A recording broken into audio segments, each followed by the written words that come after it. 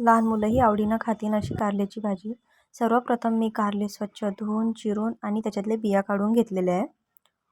आवडीनुसार त्याचे काप करून घ्यायचे.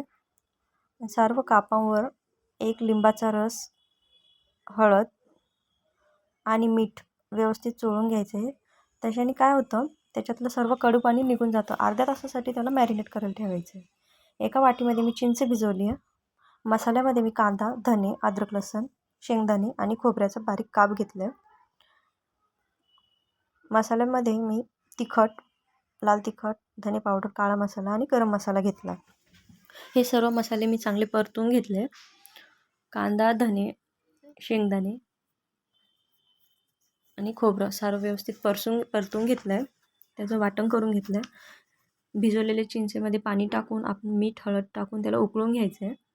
त्या उकळलेल्या पाण्यामध्ये आपल्याला मॅरिनेट केलेले हे कारल्याचे काप स्वच्छ धुवून त्याचे काप करून, अजून छोटे काप करून ते उकळून शिजवून घ्यायचे. बघू शकता मी अजून छोटे काप केलेले त्याचे. एका कढईमध्ये आपण वाटलेला मसाला परतून घेऊया, तळून घ्यायचं आहे. त्यामध्ये लाल तिखट, धने पावडर घालायचं आहे. ते सर्व व्यवस्थित परतून घेतल्यानंतर आपण कारले शिजले का बघूया. आपले कारले व्यवस्थित शिजलेले आहे. आता आपण ते कारल्याचे काप त्याच्यामध्ये टाकायचे. ते पाणी ड्रेन करून घ्यायचे. 2 मिनटं मंद आचेवर चांगलं परतून घ्यायचे, वाफवून घ्यायचे त्याला. तुम्ही तुमच्या आवडीनुसार त्याच्यामध्ये पाणीही घालू शकता. मी तर 1 कप पाणी घातलेलं आहे. बारीक चिरलेली कोथिंबीर घालायची आहे.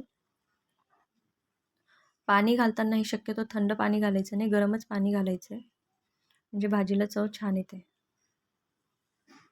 मी इथं गरम पाणी घातलं, 1 कप पाणी. आता त्या भाजीला छान उकळी आली आहे. बघू शकता तुमची भाजी तयार आहे. आता एकदा नक्की ट्राय करून बघा.